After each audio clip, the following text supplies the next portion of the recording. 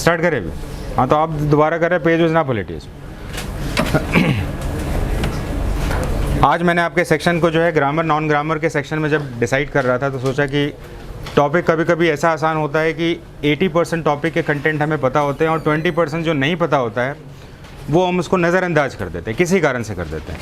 तो हम लोगों को एक ऐसा पार्ट हमेशा होना चाहिए जिसमें कि एग्ज़ाम के क्वेश्चंस को देखें और मेजॉरिटी ऑफ स्टूडेंट जो है इस टॉपिक को एंजॉय करें। तो मैंने आपके एग्ज़ाम का एक क्वेश्चन पेपर का एक सेक्शन ले लिया और उम्मीद करता हूँ कि इस सेक्शन के साथ जो है आप अपने पोटेंशियल को यूज़ करेंगे और यूज़ करने के साथ साथ जो है मेरी ऑब्जेक्टिविटी है कि आप सभी इसको एंजॉय भी करेंगे, है ना। लिखना नहीं अभी बच्चे लोग, अभी सिर्फ आप लोग क्वेश्चन पढ़ेंगे और क्वेश्चन पढ़ने के बाद जो है आप ट्राई करिए कि इसमें क्या होना चाहिए, है ना। उसके बाद फिर मज़ा आ जाएगा। सोचना है पहले। हम लोगों का क्लास में प्रैक्टिस सेट का ऑब्जेक्टिव ही यही है कि हमें सोचना है, किसी से कोई बात नहीं करेगा। Everybody must be the student of this institution, not your friends. आप अपने फ्रेंड से पहचान नहीं बनाइए, मेरे से जुड़िए। क्वेश्चन पढ़ पा रहे हैं आप लोग? Whenever the sky is clear, you can see the stars in the night.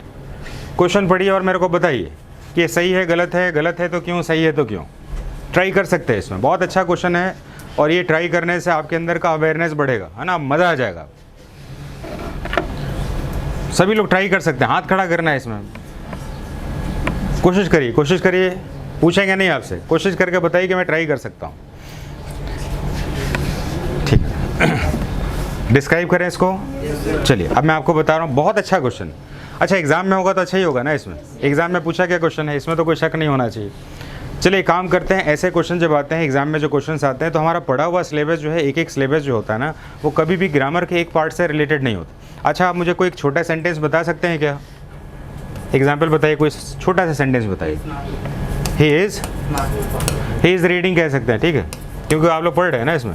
अब मार्क कहोगे तो फिर दूसरा आदमी कहेगा हमारा नाम नहीं लिया इसमें। ही इज़ रीडिंग कर देते। अच्छा ही क्या हमारे पास प्रोनाउन है, इज़ क्या हमारे पास वर्ब, मेन हेल्पिंग वर्ब है, और रीडिंग क्या है आपके पास। अब मुझे बताइए इसमें कि एक सेंटेंस भी लिख रहे हैं ना तो उसमें ग्रामर का 3 पार्ट आ गया कि नहीं आ गया। तो कहने का मतलब स्टूडेंट के पास हमेशा ही चैलेंज होता है कि वर्ब जैसा पार्ट लेके चलते हैं तो वो लगभग जो है मेरे ख्याल से 1 महीने से ज़्यादा का समय लेता है। तब तक जो है दूसरे टॉपिक से उसका इंटरेस्ट लूज़ हो जाता है ना, लगता है कि उसको पढ़ें क्या पढ़े। तो इसलिए हमें जो है एग्ज़ाम के कुछ ऐसे क्वेश्चन जो कि एकदम कॉम्प्लेक्स कंपाउंड नेचर के रहते हैं उनके साथ जुड़े रहना चाहिए। जुड़े रहने चाहिए कि नहीं रहना? जुड़े रहने से आपके अंदर अवेयरनेस बढ़ेगी। तो अब जो है इसको हटा देते हैं, लिखने वाला सेक्शन। अब इसमें हम लोग थोड़ा सा ध्यान देते हैं। अब ये क्वेश्चन का जो बेसिक नेचर है, एक बच्चे ने सिर्फ हाथ खड़ा किया था, मैं थोड़ा सा तो सिर्फ पूछ रहा हूँ किस पार्ट से, पार्ट ऑफ स्पीच में कहाँ से एरर होगा? पार्ट ऑफ से कितने होते हैं? 8 में से किस में एरर होगा? ये तो आसान हो गया ना फिर तो, तब बता दीजिए। ठीक है कोई बात नहीं। तो यहाँ पर हमें ध्यान रखना है कि ये सेक्शन में प्रीपोजिशन का एरर है। क्लियर है? अरे एंजॉय करना है सब्जेक्ट को, हम तो कोई परेशान होने के लिए थोड़ा आपको दे रहे हैं। चलिए काम करते हैं, इसको समझने का प्रयास करते हैं कि इसको हम क्वेश्चन को कैसे समझ सकते थे। अभी बाद में लिखेंगे, अभी नहीं लिखना। Whenever the sky is clear, अच्छा ये कौन सा टेंस हो रहा है? Whenever the sky is clear, कौन सा टेंस है? is है ना? You can see मतलब तुम देख सकते हो the stars in the night, ठीक है। यानी कि सेंटेंस में वो बात कही जा रही है जो यूजुअल बात है कि कभी कभी होने वाली बात है। जब भी आसमान साफ रहता है तो स्टार देख सकते हो। कैसी बात है? यूजुअल बात है कि अनयूजुअल बात है? सामान्य बात है। जब आसमान साफ रहेगा तो तारे देख सकते हैं। फोकस करेंगे यहाँ पर। जब भी किसी सेंटेंस में कोई यूजुअल इवेंट हो रहा होगा, तो इवेंट कब होता है? दिन या तो दिन के बारे में बात हो रही है कि रात के बारे में? इसलिए प्रीपोजिशन का एक रूल होता है कि जब भी कोई यूजुअल इवेंट रात में, नाइट बताई जाती है। ये लिखा है आपने, अच्छा बताइए हाँ कि नहीं? हाँ पहले से पता आपको, लेकिन बता नहीं पाया ना, एग्जाम का क्वेश्चन में था। तो जब भी कोई ऐसा इवेंट जो कि रात में हो रहा है, अगर ये यूजुअल हो गया तो प्रीपोजिशन एट का यूज़ करता है। क्या करता है? लेकिन मान लीजिए कोई ऐसी घटना जो उसी दिन हुई है तो उसको हम क्या कहते हैं? इन का यूज़ करते हैं। अच्छा मान लीजिए आज आपका बर्थडे सेलिब्रेट किया जाएगा, आज रात आपका बर्थडे सेलिब्रेट किया जाएगा, तो क्या लिखेंगे? बर्थडे रोज आएगा क्या? ठीक है, लेकिन आज आपका वही क्लास होगा जो अभी तक चल रहा था, ऐड हो जाएगा। यूजुअल बात है। तो क्या हम लोग यूजुअल और स्पेसिफिक बात कर समझ पा रहे हैं क्या? तो अब मुझे बताइए यहाँ पर whenever the sky is clear you can see the stars in the night क्या लिखना चाहिए? क्या हम लोग क्लियर हैं यहाँ पर? सभी लोग क्लियर है? तो पहला क्वेश्चन हमें, अच्छा ये बात हमने पहले बताई थी कि नहीं, लेकिन अभी भूल गए थे ना, इसलिए कंपाउंड क्वेश्चन को समझने के समय हमें वो बात को दोबारा रिकॉल करने का मौका मिलता है। सही बात बोल रहे हैं ना? सही बात। तो इससे हम लोग पहले वाले चीज़ों को रिकॉल कर पा रहे हैं, अपने आप को बढ़िया कर पाए। अब देखेंगे, I am not working tomorrow so I don't had to get up early. दूसरा क्वेश्चन, आप जरा क्वेश्चन देखिए इसमें, I am not working tomorrow, present tense लग रहा है हमारा, सो आई डोंट हैड। अच्छा आई, हमें एक बात पता है, जब हेल्पिंग वर्ब के सेक्शन में हमने पढ़ा, पार्ट ऑफ स्पीच में भी पढ़ा था। आप मुझे बताइए कि डू डज डिड के साथ वर्ब का कौन सा फॉर्म? V1 लगेगा। तो डू डज डिड के साथ अगर ये हैड लगा, कलर चेंज कर लेते हैं, तो ये हैड कौन सा फॉर्म हुआ? अब जरा थोड़ा सा मैं एक क्वेश्चन पूछना चाहता हूं, आप मुझे बताइए कि हैड को V3 कौन साबित कर सकता है? क्योंकि हैड तो हेल्पिंग वर्ब होता है ना, होता है कि नहीं होता? हैड को वर्ब थर्ड कौन साबित करेगा? आप में से बताइए। बहुत बढ़िया क्वेश्चन है, एग्जाम का क्वेश्चन है तो कैसा होगा? अच्छा होगा। तो आप मुझे अपने नॉलेज और विजडम से बताइए कि आप जो है हेड को V3 कैसे साबित करेंगे? तो मैं बता दूं आपको? अरे हाँ भी तो बता दो, तो टाइम वेस्ट हो जाएगा ना। देखिए, हेड को V3 साबित करने के लिए सबसे पहले हमें हैव फॉर्म ऑफ वर्ब को हमने पढ़ा है, जो कि हमारे पास हेल्पिंग वर्ब का सेक्शन है। वर्ब कितने, हेल्पिंग वर्ब कितने प्रकार के होते हैं? B form, have form, do form. तो हैव फॉर्म हो गया हमारा, तो हैव फॉर्म हो गया V1। अब इसका हैव का पास्ट क्या होता है? हैड, तो ये V2, और पास्ट दोबारा हो गया तो ये हैड। अब इसका V4 यानी ING होता है तो क्या होता है? V4। अब इसका V5 क्या होगा? मुझे बताइए कि हमने लिखा था कि नहीं लिखा था? अच्छा एक बार तो बोलना हाँ कि नहीं। तो आप मुझे बताइए कि अब जो है हैव का पास्ट फॉर्म क्या है? और हैड में हैड V3 और V2 कौन डिसाइड करेगा? आगे आने वाला हेल्पिंग वर्ब वगैरह है। सही बात है कि नहीं? तो अब हमें क्या करना है इसमें, क्योंकि डू डज डिड के बाद तो हमारे पास किसी भी कंडीशन पर V1 ही यूज़ होगा। डू डज डिड के बाद क्या यूज़ होगा? तो यहाँ पर ये हैड की जगह पर क्या होना चाहिए? और हैव होना चाहिए। तो हैव को आपको V1 मानना है। समझ में आ रहा है आपको? आसान क्वेश्चन है क्या? नहीं ना है? तो आसान क्वेश्चन नहीं होने के बाद भी इसका अप्रोच हमने क्लास में रखा हुआ था, जो आपने कहा। अच्छा झूठ बोल रहे हैं क्या हम लोग? बिल्कुल हमने किया हुआ था, है ना, इसमें कोई शक भी नहीं है। इसमें बस एग्ज़ाम ने कैसे पूछा इसको हमें देखना है। इसमें she didn't tell anybody about her plans, इसको ट्राई करिए। She didn't tell anybody about her plans, क्या करना चाहिए था? शी डिडंट है, डिडंट यानी पास्ट में है, पास्ट के बाद ड्यू डज डिड के बाद तो टेल ही आएगा। एनीबडी अबाउट हर प्लान्स, इसमें नो एरर सेक्शन सही है। तो नो एरर को भी वही टिक करता है ना जो कि बिल्कुल कंफर्म होता है। ये भी बात समझिए, नो एरर को वही टिक करता है जो कंफर्म होता है। तुक्का वाला कभी भी नो एरर नहीं करता। अच्छा आपने अपने लाइफ में कभी भी जो है नो एरर कभी बिना जानकारी के लगाया है क्या? नो एरर हमेशा तब लगाया है जब आप कंफर्म रहे। तो नो एरर नीड्स परफेक्शन। इसीलिए इंटरव्यू में कहा जाता है इसमें कि सपोज अगर कोई आंसर आपको नहीं पता है तो please do not beat about the bush, और आपको कहना है sorry sir I don't know. That is the most confident answer, क्योंकि आपको नहीं पता है ये जानकारी 100% श्योर। तो यहाँ पर जो है नो एरर का आंसर सही है आपका। अब जरा देखेंगे, she wouldn't have has an accident if she had driven carefully. सोचिए सोचिए बताइए इसमें। शी वुडंट हैव तो हमारे पास एक्शन सही हो गया इसमें। और वुडंट हैव का यूज़ जो है अब मैं आपको बता रहा हूँ। वुड हैव या वुडंट हैव का यूज़ जो है जब भी किया जाता है ये पास्ट परफेक्ट टेंस में चला जाएगा। ठीक है, वुड हैव किस में जाता है? क्योंकि विल का वुड होता है इसलिए पास्ट परफेक्ट टेंस का। और क्योंकि वुड एक, ध्यान से सुनिएगा, कुछ लोगों के अंदर एक थोड़ी सी और एक समस्या होगी सोचने की, अरे सर पास्ट बोला है तो हैव क्यों बोल दिया, हैड बोलना चाहिए था ना, है कि नहीं बताइए। अब इसका आंसर बताइए इसमें। वुड क्या है हमारे पास? Modal verb. क्या है? जैसे can, could, may, might, will, would, shall, should, ये सब क्या है? और मॉडल वर्ब क्या लेता है? तो जाहिर सी बात है वुड हो या विल हो लगेगा तो हमेशा ही, ठीक बात है ना। इसलिए मॉडल वर्ब के साथ हमेशा ही V1 लगता है। और अभी तो हमने हैव का फॉर्म पढ़ा। अच्छा, ये मैंने बताया था कि नहीं बताया? ये भी बताया था। अब बताइए कि ये अगर विल वुड हैव अगर सेंटेंस में यूज हो जाए तो ये कौन से टेंस में यूज होता है? प्रेजेंट में कि पास्ट में? 100% पास्ट में। और ये पास्ट परफेक्ट का सेंटेंस बनाता है। तो यहाँ पर वुडंट हैव है तो ये क्या लगेगा? इसको हैड होने से कोई बचा नहीं सकता, क्योंकि पास्ट का वर्ड है। और हैज़ कौन सा वर्ड है? प्रेजेंट का है। तो जाहिर सी बात है, हम देख रहे हैं वुडंट हैव, ये हैज़, और यहाँ पर भी हैड लिखा हुआ है, तो यहाँ पर तो हैज़ होना ही नहीं चाहिए था। क्या क्वेश्चन समझ में आ रहा है आपको? हफ्ते में एक बार ऐसा क्वेश्चन का प्रैक्टिस ज़रूर करना है ना, क्योंकि आप में से बहुत सारे लोग कहते हैं सर मेरा हो गया। तो बताइए, आपका हो गया है तो ये क्वेश्चन नहीं बनाना अभी। और दूसरा हमने पढ़ भी तो लिया था, फिर भी तो नहीं बना इसमें। अब एक काम करते हैं, दूसरा क्वेश्चन लेते हैं। क्वेश्चन पढ़ते हैं। I will watch film if I finish the work in time. ध्यान से देखिए और बताइए, कितने लोग ट्राई करने की स्थिति में, वो बताइए। ट्राई करने की स्थिति में है वो बताइए। क्या बात है, 2-3 लोग तो हाथ खड़े ही कर रहे हैं इसमें। तो हम आपसे कोई अलग से नहीं पूछेंगे इसमें, सिर्फ बैठे बैठे ही पूछेंगे। अरे खड़े हाथ तो खड़े कर लो इसमें। पुट योर हैंड्स अप जो ट्राई करना चाहते हैं। खड़े भी उन्होंने सिर्फ ऐसे ही बता देना है। बताइए। Yes, very good. कितने लोग हैं? अच्छा, नो एरर। अच्छा, एक काम करते हैं, आपको हम पार्ट ऑफ स्पीच से इसको सॉल्व करके दिखा दें? पक्का है? आपको बोलना पड़ेगा, ये मैंने बताया था। झूठ नहीं बोलना है फिर, ठीक है? अच्छा, एक बात बताइए, अभी कुछ दिन पहले मैंने एक बात बताई थी आपको कि किसी भी सेंटेंस में डिटरमिनर क्या क्या हो सकता है? आर्टिकल हो सकता है, पॉसेसिव एडजेक्टिव हो सकता है, और क्या बात, सही बात है ना?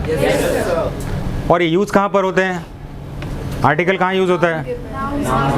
कैसा नाउन से पहले? किस नाउन से पहले आर्टिकल लगना कंपलसरी है?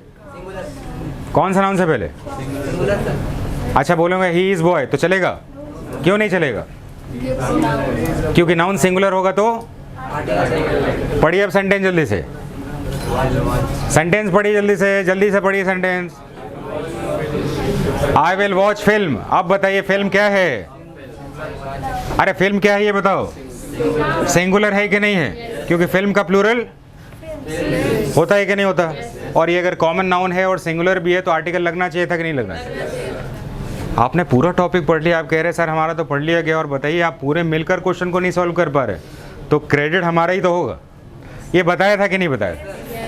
तो अगर मैंने मान लीजिए एक एग्ज़ाम में बोला कि देखो हमने सॉल्व किया था, तो ये आपकी प्रॉब्लम है, आप उस लेवल पर नहीं सोच पा रहे, तो आंसर क्या हो जाएगा? क्योंकि कोई भी सिंगुलर नाउन से पहले आपको आर्टिकल लगाना ही लगाना पड़ेगा। बताइए, कोई डाउट है तो बताइए। है किसी को डाउट? लास्ट वाला क्वेश्चन देख लेंगे जल्दी से। In 1989, the government did an about face and Iran restored its family planning program. No error. ये दिमाग घुमाने वाला क्वेश्चन है, ये तो उपलब्ध जैसा स्टूडेंट ही बताएगा। बताओ बच्चे, ट्राई करिए, हो सकता है। अच्छा, हमने पूरा एग्जाम का एक पेपर लिया है ना? क्वेश्चन सॉल्व करने में मज़ा आ रहा है कि नहीं आ रहा? आपको सभी को ये तो कम से कम पता चल रहा है ना कि एग्ज़ाम कितना भी हमने पढ़ लिया, हमने ये पढ़ा वो पढ़ा ये पढ़ा, एक को क्वेश्चन सही नहीं बन रहा। आप सोचिए कितना कुछ पढ़ लिया आपने जबकि सब पढ़ा हुआ था। तो मैं सॉल्व करूं कि आप बताएंगे? आप बताएंगे मैं बताऊं? मैं करूं? चलिए मैं कर लेता हूं उसमें। और इस क्वेश्चन को सॉल्व करने के लिए मैं आपको प्रोनाउन टॉपिक का प्रोनाउन चार्ट का हेल्प लूँगा, और उसके अंदर इन्फॉर्मेशन जो लिखवा दिया था मैंने, आप में से कुछ लोग जो है बताएंगे मेरे को कि लिखा था कि नहीं लिखा था। जब भी हम बात करेंगे एट की, तो एट के अलग अलग फॉर्म में आ जाएगा। एट्स और इट्स। अच्छा, ये दोनों को जब हम बोल रहे होते हैं, इन दोनों को क्या कहते हैं? इट्स। बोलने का तरीका तो इट्स ही होगा ना, लेकिन अपॉस्ट्रोफी लगा हुआ है तो इट्स हो जाता है, तो जिसको हम पढ़ते हैं इट। और इट्स का मतलब होता है ये एक एडजेक्टिव है, और एडजेक्टिव क्या लेता है? नाउन। अच्छा, एक काम करते हैं, वो उसका पेन है तो क्या कहेंगे? अच्छा, ये पेन का कैप है, पेन को हम इट कह सकते हैं, नॉन लिविंग को इट कहते हैं ना, तो क्या कहेंगे इसको? It's cap. अगर मैं कहूँ इसका कैप कहाँ है? Where is? कौन सा इट? ये क्योंकि फर्स्ट वाला हो गया तो where is it is cap नहीं कह सकते ना। क्या मेरी बात समझ में आ रही है? नए बच्चा आपको आ रही है क्या? हाँ ना बोलिए, पक्का है ना? चलिए ऐसा ही सेंटेंस बताएंगे, गाड़ी का टायर कहाँ है?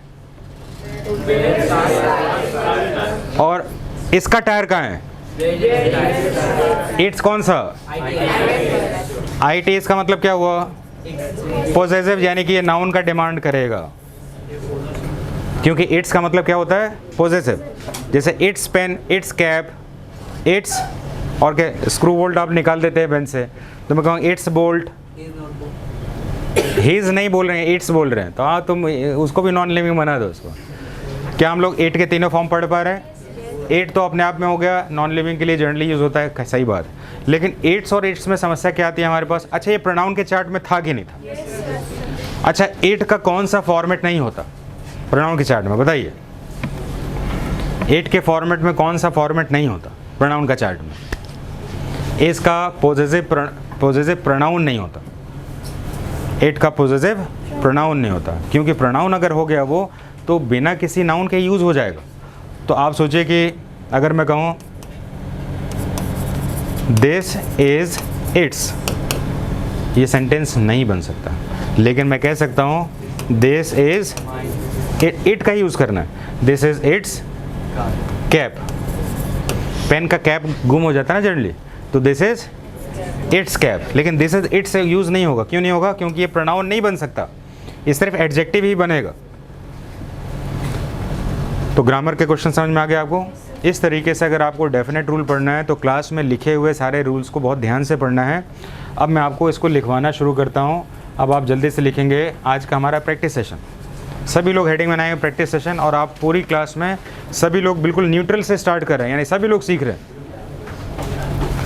Do it fast. डेट लिखेंगे जल्दी से, डेट लिखेंगे और लिखेंगे इसमें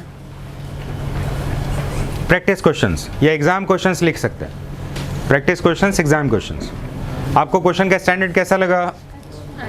अच्छा, लोअर, मॉडरेट, हाई तीनों लेवल का है, तीनों लेवल का है इसमें, इस बात का ध्यान रखें। इट्स वाले में अच्छे अच्छे बिखर जाते हैं इसमें, और प्रीपोजिशन इन वाले में भी अच्छे अच्छे बिखर जाते हैं, है ना? आपने देखा इसमें। आप अच्छे विद्यार्थी नहीं है क्या? अच्छा मॉडरेट होता तो क्या होता? क्लास में कम से कम 10 विद्यार्थी आंसर देते। तो कहने का मतलब जितने ज़्यादा आंसर देंगे उस लेवल का क्वेश्चन हो जाएगा। पहला क्वेश्चन लिख लिया आपने? क्वेश्चन लिखने के बाद नीचे लिखे description.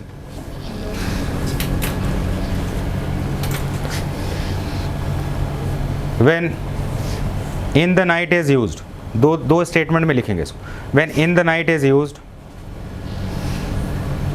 then it means, when in the night is used, then it means, when in the night is used, then it means occasional event। occasional मतलब क्या होता है? कभी कभार होने वाली घटना। then it means occasional event।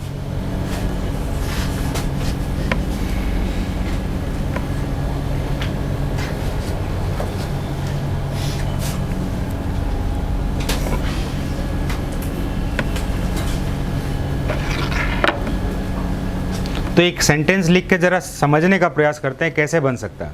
लिखेंगे he rarely, he rarely, rarely मतलब ना के बराबर, ना के बराबर। He rarely comes in the night, यानी कि ना के बराबर होने वाली घटना जो है इन द नाइट हो। क्वेश्चन समझ में आ गया आपको? पॉइंट नंबर नेक्स्ट लिखें। When at the night is used, when at the night is used, then it describes common event। When at the night is used, then it describes common event। जब at the night use होगा तो common event को बताएगा। common event, common event सामान्य स्थिति को बताएगा। Example, I read at night. आप कब पढ़ते हैं? रात में पढ़ते हैं। आप में से ज़्यादातर लोग रात में पढ़ते हैं ना इसमें, 12-1 बजे 2 बजे तक पढ़ लेते हैं इसमें, कुछ लोग सुबह भी पढ़ते हैं इसमें। तो अगर आप लगातार आपका रूटीन बना हुआ है रात में पढ़ने का इसमें, तो रात में पढ़ने को क्या कहेंगे? I read in the night कहेंगे तो क्या हो जाएगा? आज ही मैंने पढ़ा है, सिर्फ आज ही पढ़ा। और कहेंगे आई रीड एट नाइट मतलब क्या है? मैं रेगुलर पढ़ा। क्या दोनों वर्ड पता चल रहा है आपको? दूसरा क्वेश्चन लिख लेंगे। अरे जल्दी जल्दी लिखो, उसमें सो जाएगा नहीं तो जल्दी से। क्वेश्चन नंबर नेक्स्ट है हमारे पास, I am not working tomorrow so I don't had,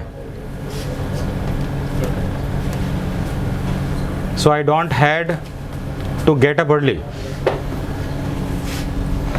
छोटा छोटा एक्सप्लेनेशन लिखाएंगे, ज़्यादा नहीं लिखाएंगे। अभी जो आप सब लोग लिख रहे हैं ना, वो आपके दिमाग में पैच होगा। ऐसे करके हम हर दिन हफ्ते में एक बार क्वेश्चन पेपर को सॉल्व करेंगे तो दिमाग में बहुत सारे क्वेश्चन आ जाएंगे। क्वेश्चन लिख लिया आपने? अब लिखेंगे डिस्क्रिप्शन, इसको डिस्क्राइब करें।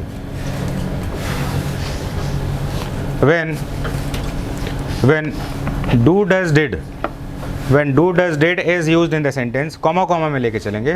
when do does did, इसके साथ और भी कुछ लिख लें क्या? एक ही साथ थोड़ा और रूल हो जाएगा। when do does did, comma will would shall should, model verb used in the sentence, then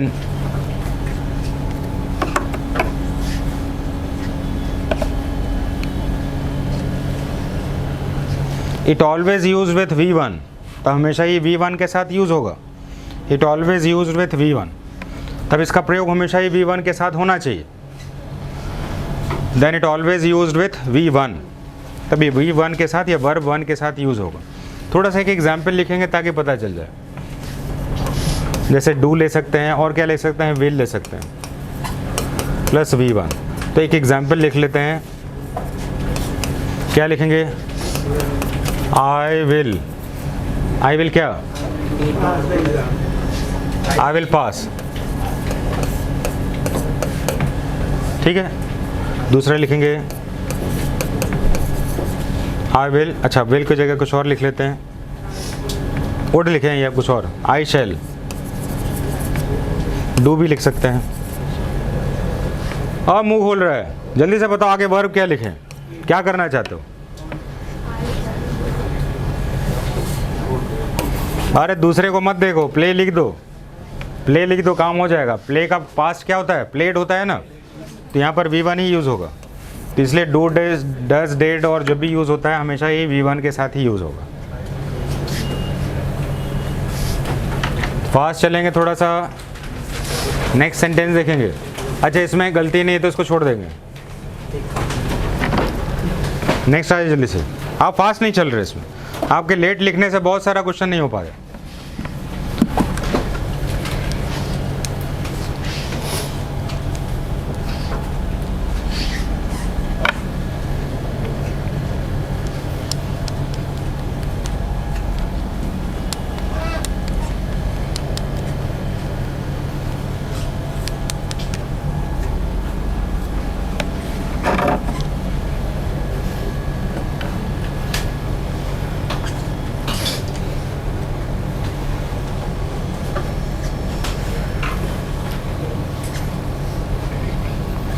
चलिए इस क्वेश्चन को हमने क्या बताया था इसमें?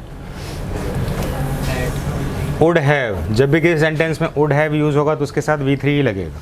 लिखेंगे, एक डिस्क्रिप्शन लिखेंगे इसमें। व्हेन वुड हैव को वुडंट हैव भी लिख सकते हैं, सिर्फ नेगेटिव ही है और कुछ नहीं है। When would have is used in the sentence, when would have is used in the sentence, then it is used with V3, तब इसका प्रयोग V3 के साथ किया जाएगा। Then it is used with V3, इनका प्रयोग V3 के साथ किया जाएगा, वर्ब 3 के साथ किया जाएगा। Example, I would have passed the exam, I would have passed the exam. तो ऐसे सेंटेंसेस हमेशा ही पास्ट टेंस में यूज़ किए जाते हैं, पास्ट परफेक्ट टेंस में। सब डिस्क्रिप्शन हो चुका है, जल्दी से आ जाएंगे क्वेश्चन नंबर नेक्स्ट में। जल्दी से क्वेश्चन लिखेंगे ना, मैं स्पीड बढ़ाइए, फास्ट करिए एकदम थोड़ा।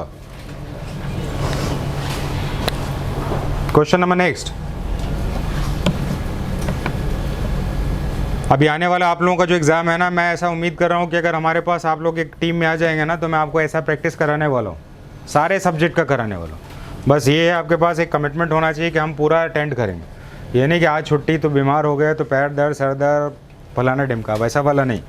तो हम रेगुलर कमिटेड, तब देखिए कैसा रिजल्ट पास हो जाएंगे आप। तो इसलिए आपको अपने आप को सोच लेना है। क्वेश्चन लिख लिया, डिस्क्रिप्शन करिए। When singular common noun is used, when singular common noun is used in the sentence, when singular common noun is used in the sentence,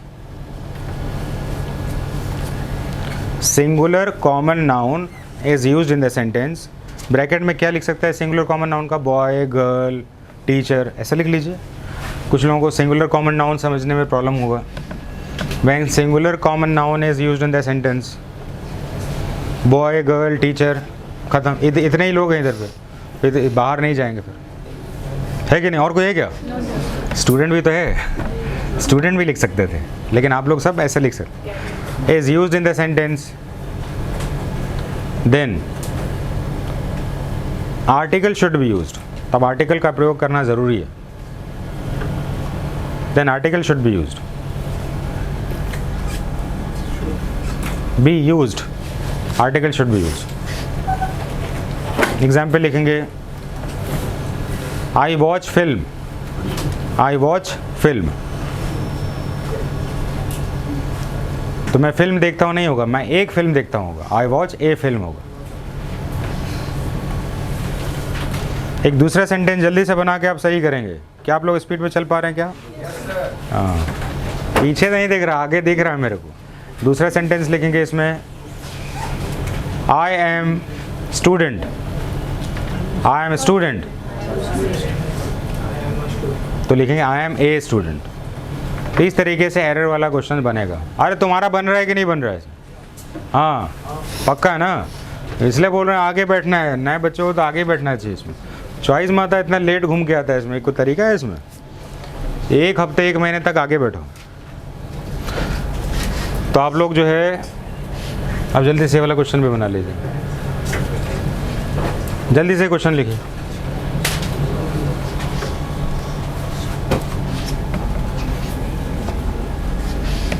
practice question जो है आज के दिन में स्टूडेंट का सबसे बड़ा डिमांड होता है। जो एवरेज से बढ़िया स्टूडेंट है, जो बेसिक लर्नर है, वो तो पहले समझेंगे तभी तो बना पाएंगे, तो वो एक अलग समस्या है। लेकिन ये समझ की शुरुआत भी करनी है आपको।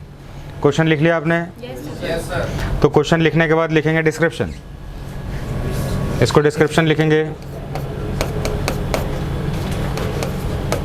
बस 3 लाइन लिख लीजिए। एट का यूज़ होता है प्रोनाउन, एट का यूज़ होता है इट इज़ के रूप में, और इट्स का यूज़ होता है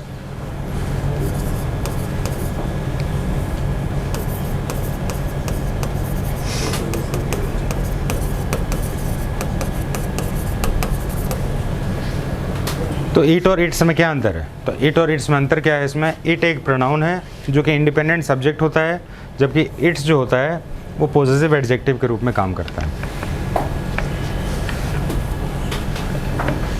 तो जब भी हम नाउन प्रोनाउन में या सब्जेक्ट पढ़ रहे होते हो ना, तो ऐसे लिख सकते हैं, इट इज़ अ पेन। तो वर्ब से पहले जो आता है वो क्या हो सकता है? या तो नाउन हो सकता है, प्रोनाउन हो सकता है, तो इट एक प्रोनाउन हो यहाँ पर। लेकिन अगर किसी भी वर्ड के साथ अगर नाउन ऐड हो गया तो फिर वो एडजेक्टिव बन जाता है। तो इट्स का प्रयोग कोई वर्ड के साथ करें, it's pen, it's cap, it's tyre, यानी कि कोई ना कोई शब्द यूज़ होना ही होना। तो ऐसे समय में इट्स का प्रयोग कैसा होगा? पॉजिटिव एडजेक्टिव के रूप। तो इस तरीके से देखें तो अब हमारा तीनों वर्ड अगर क्लियर हो गया तो इसका आंसर अब क्या बनेगा? आंसर लिखें। In this sentence it's should be replaced with its. तो इस सेंटेंस में इट्स का यूज जो है इट्स के रूप में करना चाहिए। Should be used as it's, या ये 8s को रिप्लेस करना चाहिए 8s में. It should be replaced with